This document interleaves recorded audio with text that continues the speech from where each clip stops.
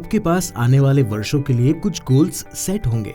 Financial planning वो process है जिससे आप अपने पैसों की बचत और इन्वेस्टमेंट समझदारी से कर सकते हैं, जिससे आप अपने उन फाइनेंशियल गोल्स को आइडेंटिफाई, प्रायोरिटाइज और उन्हें अचीव करने की प्लानिंग भी कर सकते हैं। यहाँ बताया गया है कि आप एक फाइनेंशियल प्लान का ड्राफ्ट कैसे तैयार कर सकते हैं। अपने गोल्स को सेट करें।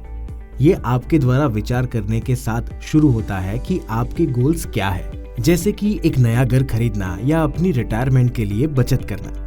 अपने गोल्स को शॉर्ट, मीडियम और लॉन्ग टर्म गोल्स के रूप में क्लासिफाई करें। हर एक के लिए एक टारगेट डेट और प्रायोरिटी लेवल सेट करें। फिर इन गोल्स को अचीव करने की फाइनेंशियल कॉस्ट समझें और कैलकुलेट करें। अब जब आपने अपने गोल की पहचान और प्रायोरिटी दे दी है, तो आइए हम उन्हें पूरा करने के लिए अपनी फाइनेंशियल प्लानिंग करना शुरू करें। अपने फाइनेंशियल रिकॉर्ड को समेटते हुए शुरू करें। अपने फाइनेंशियल रिकॉर्ड को फाइल और कैटेगराइज करें। अपनी सभी इनकम को एक्सपेंस, अपनी सेविंग्स और किसी भी इन्वेस्टमेंट की पहचान करें जो आपने पहले ही किया होगा। मंथली बेसिस पर इनकम और एक्सपेंस को नोट करें। अपने सभी इनकम और एक्सपेंस को अलग अलग कॉलम में लिस्ट डाउन करें। ये आपको अपनी मंथली और ईयरली इनकम और एक्सपेंस को ट्रैक करना शुरू करने में मदद करेगा।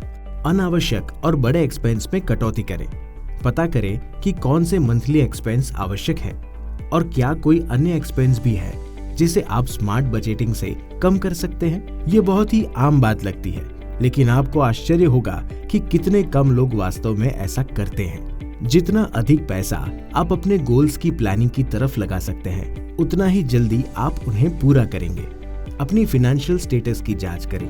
पूरा बजट बनाने के बाद क्या इनकम कॉलम में बचे हुए पैसे आपको अपने फाइनेंशियल गोल्स तक पहुंचाने के लिए पर्याप्त हैं? जैसे जैसे आप उन लक्ष्यों के करीब आते हैं, क्या आपकी इनकम में परिवर्तन उनसे मेल खाती है? क्या आप सभी भी आपातकालीन एक्सपेंस का सामना करने में सक्षम होंगे? आगे की सोच रखने से आपको प्लान बनाने और बेहतर इन्वेस्ट करने में मदद मिलेगी। अपने गोल्स पर पुनर्विचार करें। एक बार जब आपके पास आने वाले वर्षों के लिए आपके अपेक्षित कैश फ्लो का अनुमान होता है, अपनी प्रायोरिटीज को और साथ ही इन्फ्लेशन जैसे फैक्टर्स जो भविष्य में इन गोल्स को अधिक महंगा बना देंगे, इन्हें ध्यान में रखते हुए अपने गोल्स को रीअलाइन करें। अपना रिसर्च करें। अपने फाइनेंशियल स्टेटस के सभी डिटेल्स इकट्ठा करें और उपलब्ध सभी इन्वेस्टमेंट ऑप्शन का स्टडी करें। एक फाइनेंशियल प्लान बनाएं। एक बार जब आप पिछले सभी स्टेप्स को कवर कर लेते हैं, तो फाइनेंशियल इन्वेस्टमेंट एडवाइजर के साथ अपने प्लान्स और गोल्स पर डिटेल से डिस्कशन करने का विचार करें। उनकी प्रोफेशनल एडवाइस आपकी स्ट्रेटेजी को तेज करने में वैल्यूएबल हो सकती है और आपको ये विश्वास भी दिलाएगी कि आप सही रास्ते पर हैं। अपने फाइनेंशियल प्लान पर कायम रहें।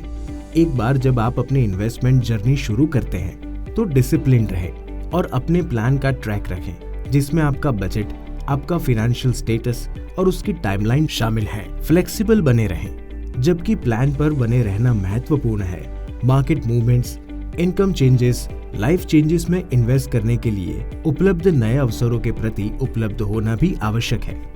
ये स्मार्ट पैंतरेबाजी भविष्य में एक बड़ा बदलाव ला सकती है। यदि आपका करंट फाइनेंशियल प्लान लाइफ की नई घटनाओं या अपने गोल्स में चैलेंज के कारण संभव नहीं होता है, तो इसे अधिक रियलिस्टिक बनाने के लिए बदल दें। आप समय समय पर अपने इन्वेस्टमेंट एडवाइजर से कंसल्ट कर सकते हैं कि क्या कोई बदलाव आवश्यक है। अपने फाइनेंशियल प्लान को जल्द से जल्द लागू करें। रेगुलरली या ऑनगोइंग आधार पर अपनी प्रोग्रेस को ट्रैक करना न भूलें और सुनिश्चित करें कि आप अपने इन्वेस्टमेंट एडवाइजर के साथ नियमित रूप से अपने फाइनेंशियल प्लान का रिव्यू करें। Mutual fund investments are subject to market risks. Read all scheme-related documents carefully. Mutual fund investments बाजार जोखिमों के अधीन है। योजना से संबंधित सभी दस्तावेजों को ध्यानपूर्वक पढ़ें।